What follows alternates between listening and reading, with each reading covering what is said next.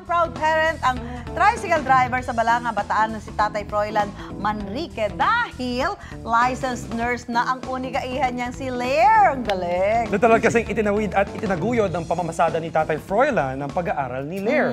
Hatid sundo nga raw niya ang anak mula elementarya. Kaya bilang pasasalamat, naisipan ni Tatay Froilan na magpalibreng sakay nitong Miyerkules sa mga pasahero at umani ito ng libo-libong likes at shares sa Facebook. Bait naman. Amazing. Ang bait ni tatay at napakabait din naman ni nung anak. Na Si yung Lair. pagpapagod ng kanyang tatay ay sinuklian niya, di ba? Tama. Very Tsaka good ang yan. mga tao masisipag, talagang pinagpapala. Ayun naman. Congratulations kay Tatay at kay Lair, naglibre of sa kay pa course. si tatay. At na proud siya. Oh, nakapasaan ako sa 2024 Nursing board exam. Ayan, congratulations po Congrats sa po. inyo.